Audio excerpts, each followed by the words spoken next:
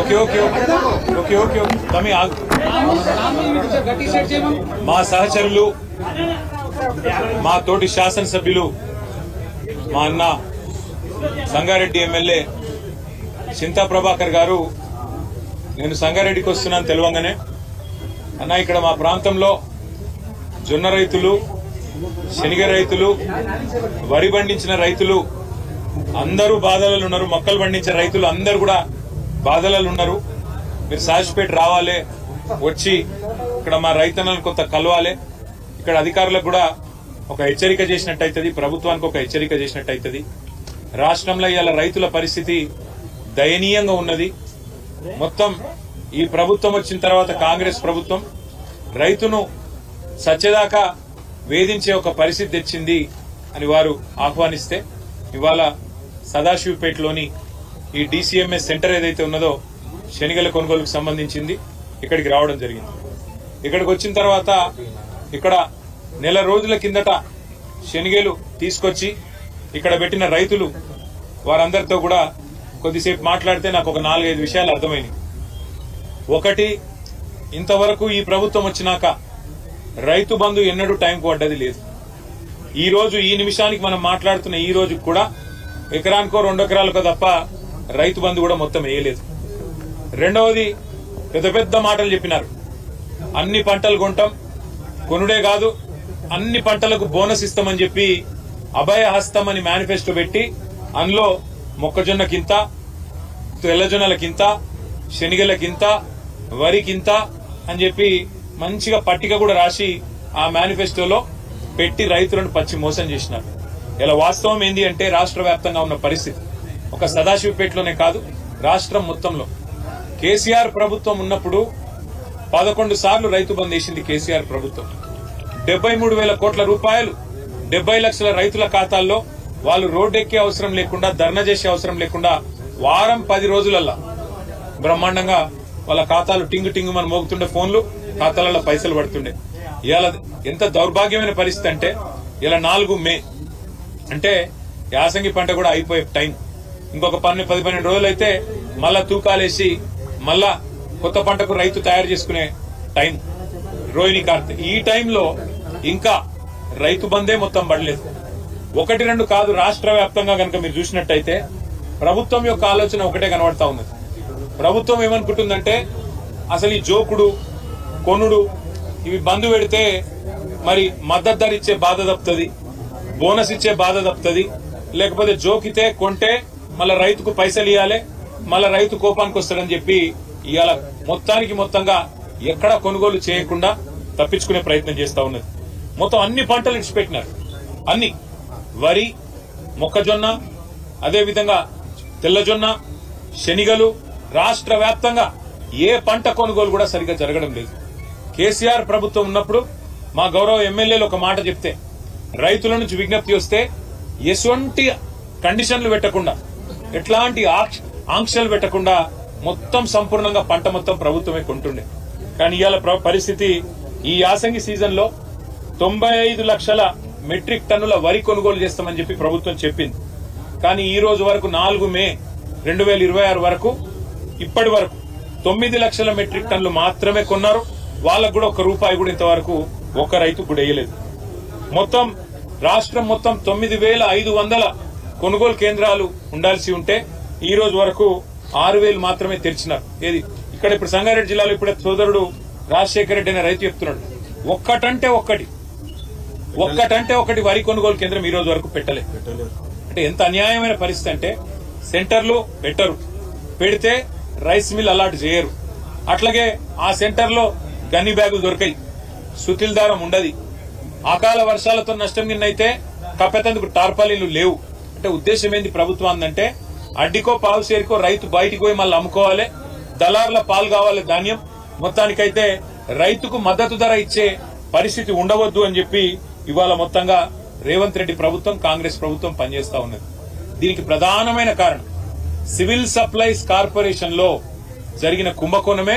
ఇవాళ రేవంత్ రెడ్డి గారు వరి కొనుగోలు చేయలేకపోవడానికి కారణం సివిల్ సప్లైస్ కార్పొరేషన్ లో జరిగిన కుంభకోణం. వాళ్ళ సివిల్ సప్లైస్ కార్పొరేషన్ సంస్థ 1,06,000 కోట్ల అప్పుల పాలైంది.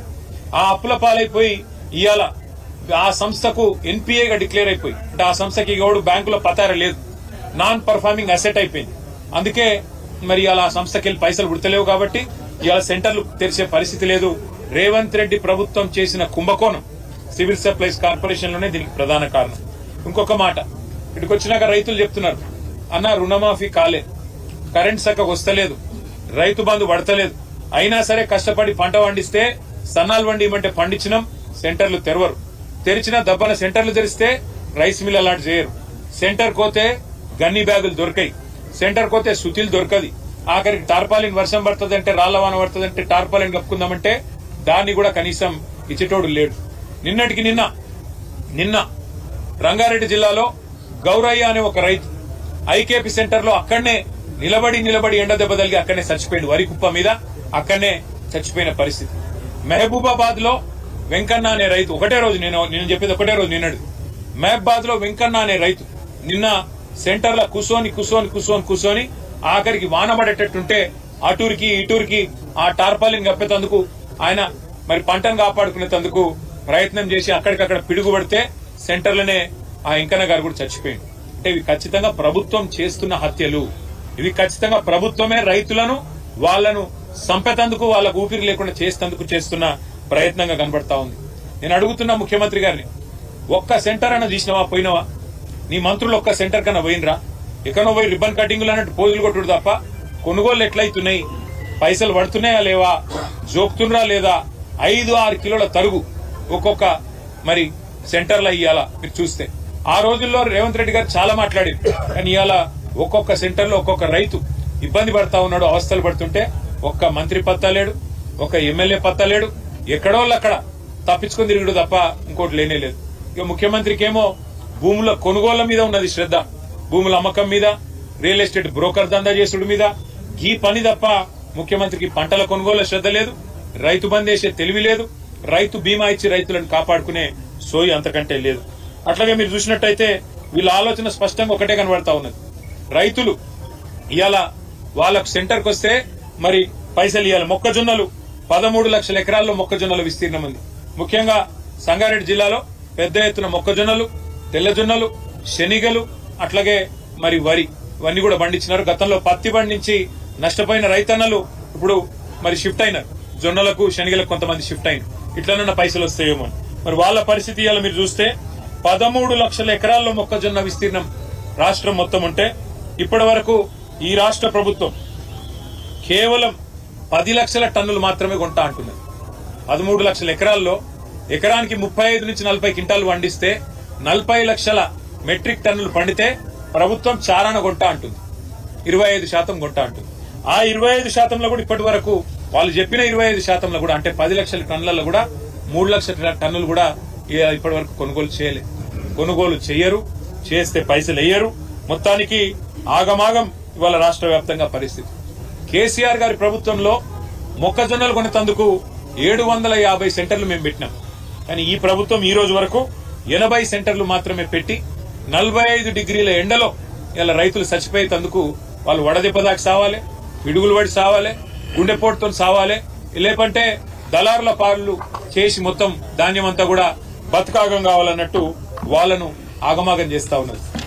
ఎక్కడ ఏ సెంటర్లో కూడా గన్ని బ్యాగులు లేవు, ఏ సెంటర్లో కూడా సుతిల్ లేదు, ఏ సెంటర్లో కూడా దబ్బన వర్షం కొడితే కప్పేందుకు ఆ టార్పాలిన్లు కూడా లేవు.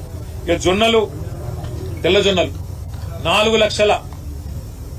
లక్షల ఎకరాల్లో ఈ రాష్ట్రంలో పండింది.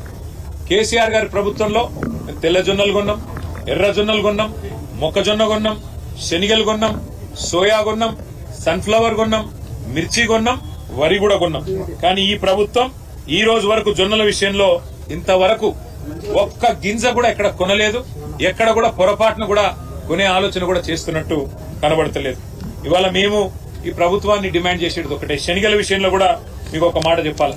ఇగో ఇప్పుడే ఇక్కడ రైతులతో మాట్లాడితే వాళ్ళు చెప్తున్న మాట, ఈ సెంటర్ ఒక్కటి చూస్తే అలాట్మెంట్ ఇచ్చింది 110 మెట్రిక్ టన్నులు, కొనుగోలు చేసింది ఇప్పటి వరకు 4000 సంచులు, కానీ ఒక్కలకు నెల రోజుల జోకి ఒక్కలకు 0.5 పైసా ఇప్పటి వరకు సాయం చేయలే. అది కాకుండా ఇంకా దగ్గర 60% మంది రైతులు వాళ్ళు ఇంకా ఇక్కడికి రానేలేదు. వాళ్ళు తీసుకొస్తే కూడా కొనుక్కునే పరిస్థితి లేదు. దాంతో పాటు మీకు ఇంకొక మాట కూడా ఇక్కడ ఈ ముఖ్యంగా మెదక్ జిల్లా సంగారెడ్డి జిల్లా గురించి చెప్పాలి. ఇక్కడ మీరు చూసినట్టయితే మొన్న ఇక్కడ మంత్రి గారు దామోదర్ రాజనరసింహ గారు ఆయన లేఖతోనే ఆయనకు ఉత్తరం రాసిండు. ఆయన ఉత్తరంతోనే ఈ జిల్లా పరిస్థితి బయటపడతా ఉంది. ఈ జిల్లాలో వ్యవసాయాన్ని రైతులను ముఖ్యమంత్రి ప్రభుత్వం ఎట్లా తొక్కుతున్నదో ఎట్లా ఇబ్బంది పెడుతున్నదో దాంతో అర్థమవుతున్నది. ఆయన రాసిన ఉత్తరంలో ఏమంటాడు, సంగారెడ్డి జిల్లాలో ఇప్పటి వరకు 10 కొనుగోలు కేంద్రాలు పెట్టినాము. మరి సేకరించింది మొత్తం అందరు రైతుల దగ్గరికైనా మీరు చూసినట్టయితే ఇది నేను చెప్పేది జొన్నల గురించి 1978 మంది రైతుల దగ్గర సేకరించినాం. కానీ ఇంకా పెంచాలే అని చెప్పి ఆ మంత్రి గారే స్వయంగా వ్యవసాయ శాఖ మంత్రి గారిని అడుగుతా ఉన్నాడు. అంటే ఈ రకంగా స్వయంగా మంత్రి గారు ఇక సాయిషపేట DCMS సెంటర్ లో మీరు చూసినట్టయితే ఇప్పుడే నేను చెప్పిన ఇప్పటి వరకు ఒక పైసా ఇయ్యలే. రైతులను గోసబుచ్చుకొని వాళ్ళు ఇవాళ రోడ్డెక్కక తప్పని పరిస్థితి తెచ్చినారు. మేము ఈ ప్రభుత్వాన్ని డిమాండ్ చేసేది ఒకటే, ఎటువంటి ఆంక్షలు లేకుండా ఎట్లాంటి కండిషన్లు పెట్టకుండా రైతుల దగ్గర మీరు కొనాలి. ఇవాళ మీరు చెప్తున్నారు రైతు పండించేది జొన్నలు ఎకరానికి 40 క్వింటాలు పండిస్తే 20 క్వింటాలు 12 క్వింటాలకు మించి కొనమంటున్నారు. కనీసం 20 క్వింటాలు కొనాలి కదా, లేదా మొత్తం కొనాలి కదా అని చెప్పి రైతులు అడుగుతా ఉన్నారు. 20 క్వింటాలు అడ్డి బాగా అమ్ముకోనాలి, మేము అమ్ముకునే పరిస్థితి ఉన్నది. అందుకే నేను మా పార్టీ నాయకత్వానికి కూడా నేను విజ్ఞప్తి చేస్తా ఉన్నా. మా పార్టీ నాయకులు మొత్తం రాష్ట్ర వ్యాప్తంగా అందరినీ కూడా నేను ప్రార్థిస్తా ఉన్నా. రాబోయే వారం రోజుల పాటు మనందరం కూడా ఎక్కడికక్కడ అన్ని కొనుగోలు కేంద్రాలు మనం తిరుగుదాం, రైతులకు ధైర్యం చెప్దాం. ఇలా రైతుల అవస్థలో ఉన్నారు, ఇబ్బందులు పడతా ఉన్నారు. సెంటర్లు ఓపెన్ కాక అయినా లారీలు లేక గనీస్ లేక ఆగమాగమైతున్నారు. దబ్బన జోకినా పైసలు రాక అవస్థలు పడతా ఉన్నారు. అందుకే అన్ని సెంటర్లు పోదాం, ఎక్కడికక్కడ నిరసనలకు కూర్చుందాం. అవసరమైతే ధాన్యం తీసుకుపోయి తహసీల్దార్ కార్యాలయాలు, RDO కార్యాలయాలు, కలెక్టరేట్లు పోదాం, దరఖాస్తులు ఇద్దాం. వాళ్ళు స్పందించకపోతే, ప్రభుత్వం మీద ఒత్తిడి పెరిగి ముందుకు రాకపోతే ధాన్యం తీసుకుపోయి కుప్పలు పోసి అధికార కార్యాలయాలు ఏవైతే ఉంటాయో వాటి ముందే కూలబడదాం. ఎక్కడికక్కడ రాష్ట్ర వ్యాప్తంగా పోరాటం చేద్దాం. ఇవాళ ఎట్లయితే సదాశివపేట సెంటర్ కు ఇవాళ వచ్చి మేము అడుగుతున్నామో ప్రతి సెంటర్ లో ఇదే రకమైన కార్యక్రమం భారత రాష్ట్ర సమితి నాయకత్వం, గౌరవ ఎమ్మెల్యేలు గాని, ఎమ్మెల్సీలు గాని, ఎంపీలు గాని, మిగతా నాయకులు గాని అందరం కూడా చేస్తాం. ఈ రోజు నుంచి వారం రోజుల పాటు అందరం కూడా కదం తొక్కుతాం. ఎక్కడికక్కడ ప్రభుత్వాన్ని నిలదీసే విధంగా, ఎక్కడికక్కడ అది ఏ పంట అయినా కావచ్చు, వరి కావచ్చు, మొక్కజొన్న కావచ్చు, శనిగలు కావచ్చు, జొన్నలు కావచ్చు, ఇంకోటి కావచ్చు, ఏదైనా సరే కనీస మద్దతు ధర ఇచ్చి వెంటనే జోకి రైతుల ఖాతాల్లో డబ్బులేసేదాకా గట్టిగా కొట్లాడదాం.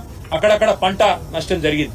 రైతులకు నిజానికి వరి పండించే రైతులకు 2380 రూపాయలు ఇవ్వాలి.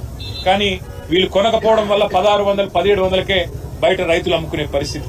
అట్లాగే జొన్నలు కూడా మరి 3600 మీరు ఇవ్వాలి. ఇవాళ మీరు ఇవ్వకపోతే బయట 1700, 1500లకు అమ్ముకునే పరిస్థితి.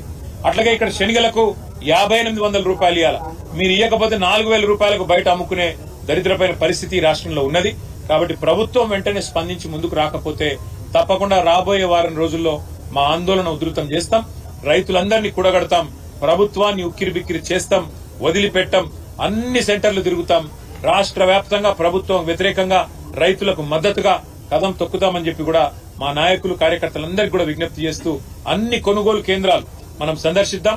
ఎక్కడికక్కడ అధికారులను అడుగుదాం, ఎందుకు కొంటలేరు అడుగుదాం, ఎందుకు జోక్తలేరు, ఎందుకు పైసలేస్తలేరు, ఏమైంది మీరు చెప్పిన మద్దతు ధర, ఏమైంది మీరు చెప్పిన బోనస్ అని చెప్పి ప్రభుత్వాన్ని, ప్రభుత్వంలో ఉన్న పెద్దల్ని వారి మీద ఒత్తిడి పెంచే దిశగా, రాష్ట్రంలో ఉండే రైతుల్లో ఆత్మస్థైర్యం పెంచే దిశగా అందరం కలిసికట్టుగా ముందుకు పోదామని చెప్పి విజ్ఞప్తి చేస్తూ ఇవాళ సదాశివపేటలో మాకు కలవడానికి వచ్చిన మా పార్టీ నాయకులకు, కార్యకర్తలకు, అట్లాగే రైతన్నలకు, సెంటర్లో పనిచేస్తున్న అధికారులకు, పత్రికా మిత్రులకు అందరికీ హృదయపూర్వకంగా నమస్కారాలు.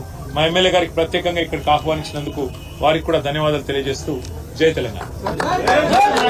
ధైర్యంగా ఉండండి, ఏం కాదు. వారం రోజులు మేము ఇట్లా తిరుగుతూ వచ్చినట్టు